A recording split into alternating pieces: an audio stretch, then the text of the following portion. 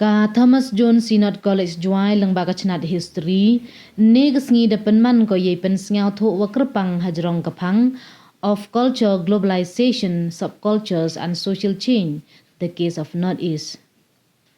Kathong hi to wo pen sngau tho ye ki khna he ye to i rukom perkhat rukom im we kham tam isam keliang ye tip i chempang ha keleng ke perthai we kamon i kela ke perthai ta ko ye rukom im wa riti dustur.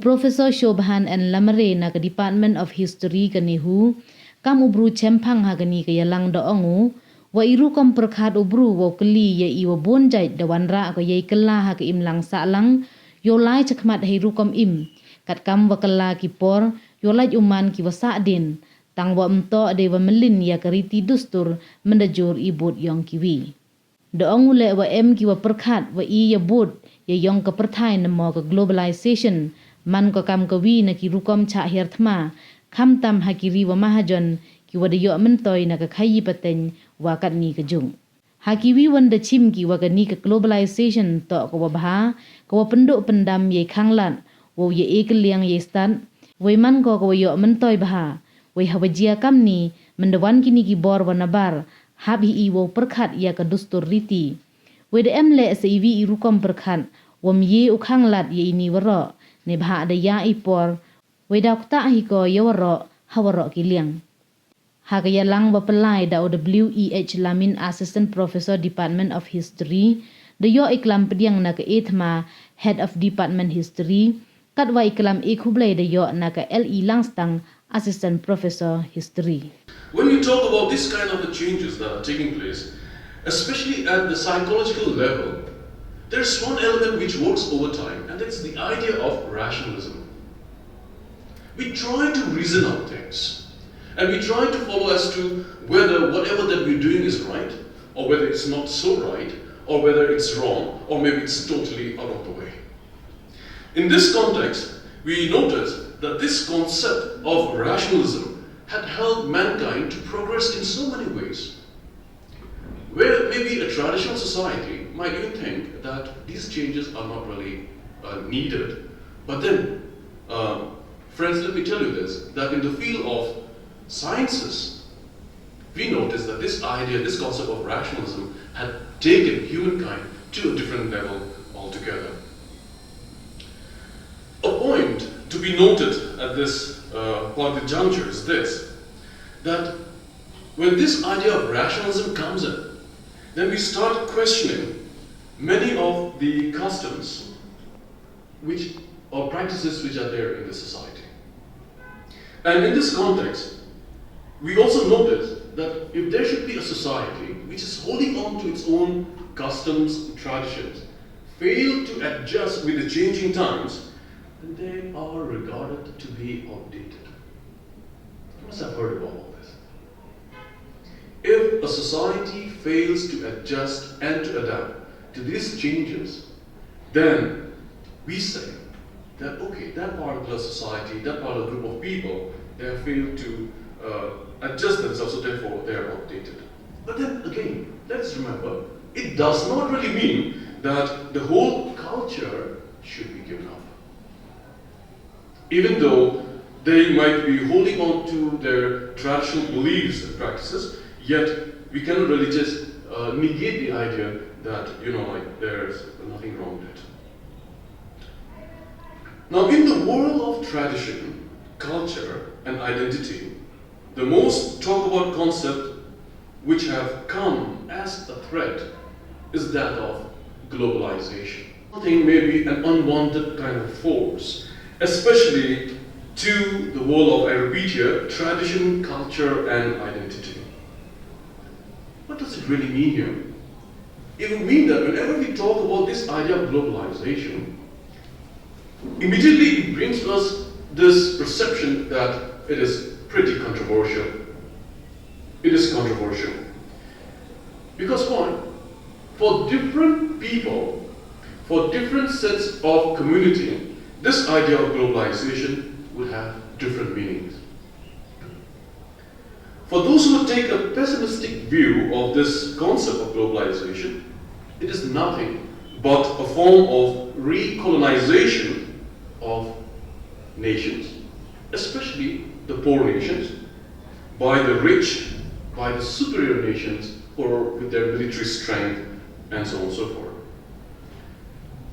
It was also pointed out like this, that these countries who are very rich, powerful, they are being empowered by the free market economy, and it perpetuates a new form of colonialism, which today we call it neo-colonialism.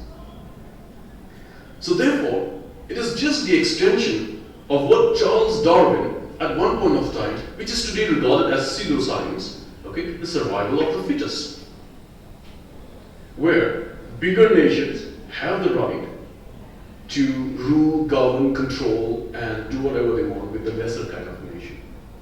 Globalization is being backed up by these market forces. That is one view. Let me introduce you to another view.